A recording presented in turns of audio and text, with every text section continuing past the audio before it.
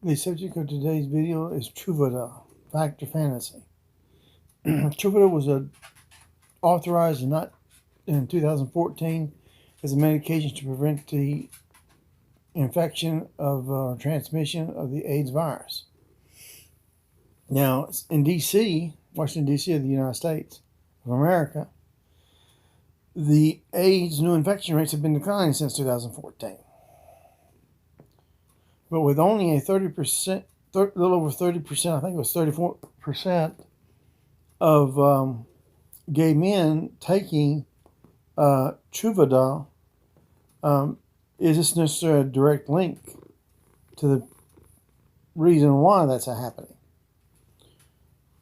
It's been declining, and the estimates are that last year, it probably will have declined by 50% from the 2014 levels.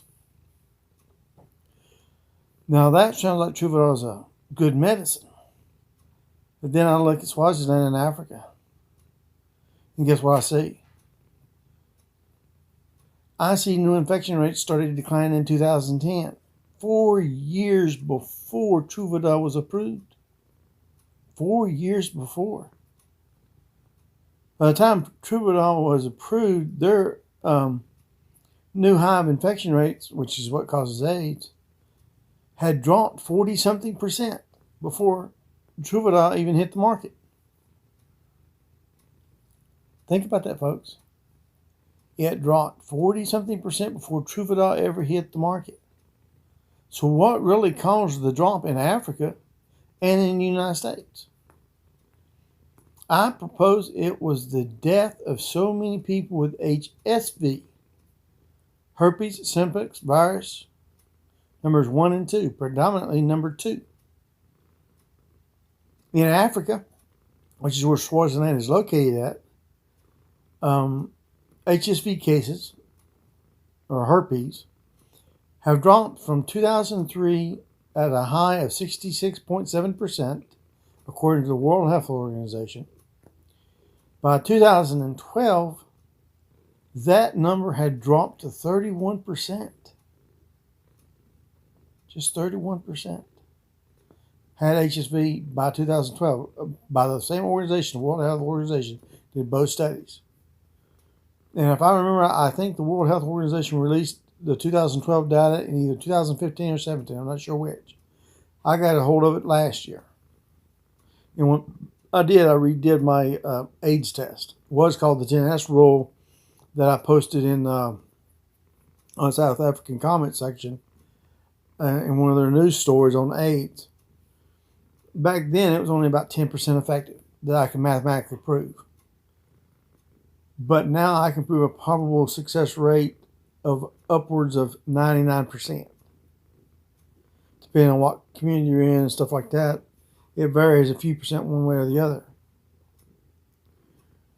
Just simply by watching for growing sores, you can detect the AIDS virus in Southern Africa. That many people with growing sores have HIV, AIDS. And the number of people who have AIDS who also have growing sores, according to a Washington University study in 2006, is roughly 80 to 90%.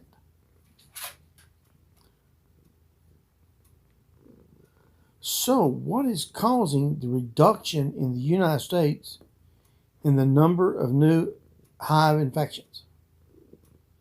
Primarily in Washington, D.C., which is what the information I just got was from.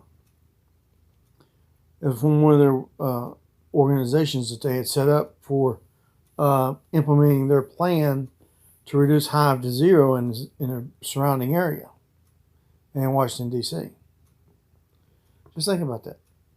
Was it truvada or truvada, however how you pronounce that word?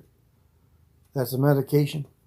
Or was it naturally occurring deaths of people with HSV due to being infected with HIV that killed them through AIDS? That's a question that's going to have to be answered one way or the other. And I have a feeling it's going to be the latter, not the former. Which I think I got that right. Anyway, tell us what's out here. Have a good day.